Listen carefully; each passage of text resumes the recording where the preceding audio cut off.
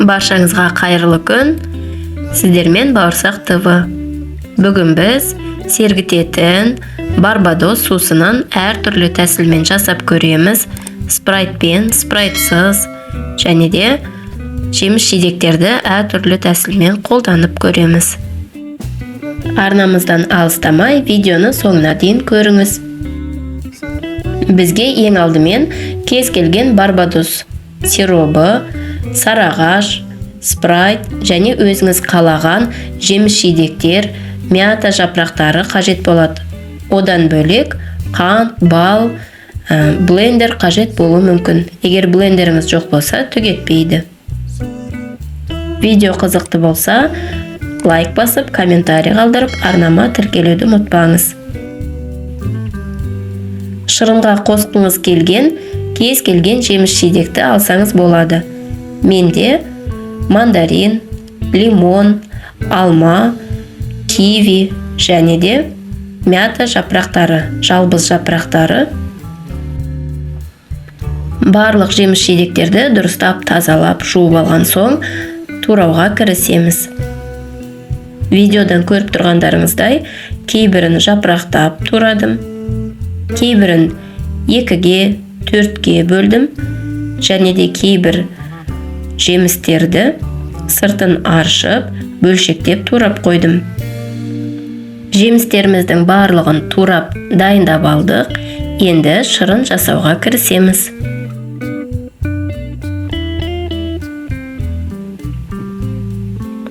Стакандардың шетін қалай өстіп, әдемі етіп жасауға болады? Білгіңіз келсе, комментарийға жаза кетіңіз, міндетті түрде жауап беремін.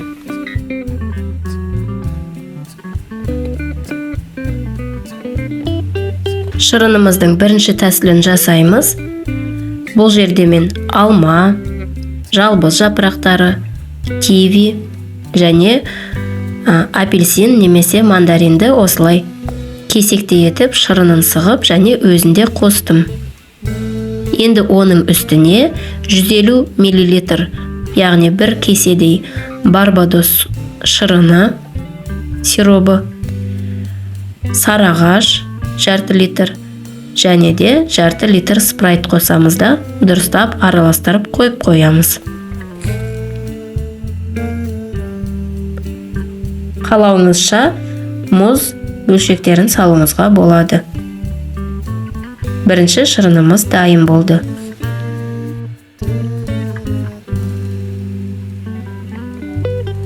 Екінші тәсіліміз ұсақтап туралған жеміс-жидектерді блендерден өткізу арқылы жасадым.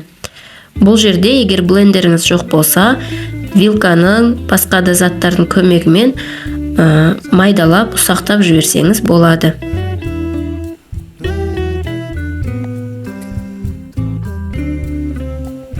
Ұсақталған жемістеріміз киви, мандарин және де үстіне 3-4 ас қасық қант, жалбыз жапырақтары және де біраз ғана сарағаш құйып, блендерден өткізіп аламын.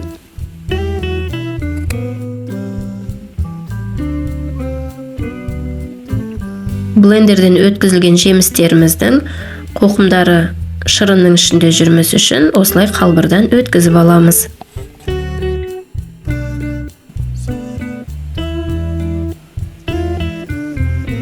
Енді ыдысымызға жаңағы сүзгіден өткізілген шырынды, өзіңіз қалаған кез келген жеміс-жидектерді, жалбыз жапырақтарын, мұз қоссаңыз болады, салып, 100-150 мл көлемінде Барбадос сиробын және тек қана сарағаш құятын боламыз. Себебі бұл жерде біз қантты қосып, дәмін келтіріп алдық.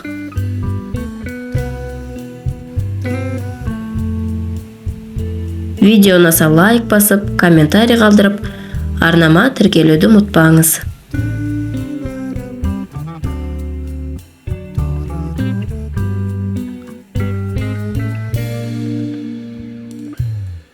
Сергітетін сусынымыздың екінші түрі де дайын болды.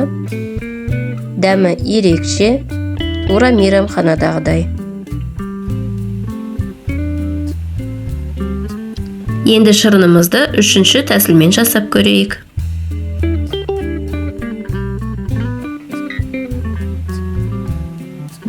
Бұл әдістің ерекшелігі қанттың орнына бал қостым. Және де киви, жалбыз жапырақтарын қосып, кішкене сарыағаш құямыз. Блендерден, яғни үккіштен өткізіп аламыз. Немесе вилкамен, басқа да затпен араластырып алсаңыз болады.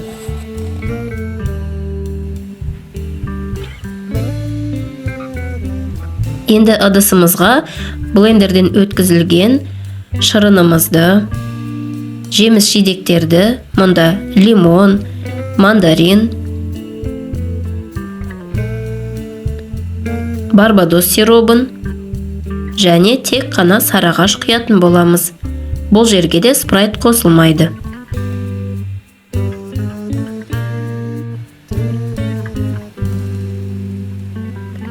Жаздың аптап ыстығында да, қыстың салқын күнінде де өте беретін, өте ерекше, дәмді шырындарымыз дайын болды. Түрлері ұқсас болғанмен, өзінің ерекше дәмдері бар.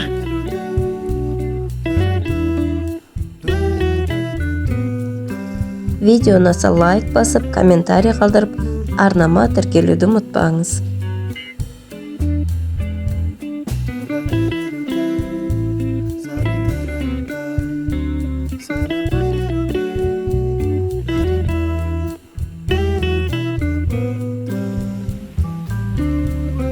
Фантазияңызды қосып, қалауыңызша басқа жеміс жидектерді қосып жасауыңызға болады. Міндетті түрде жасап көріңіз. Ас болсын.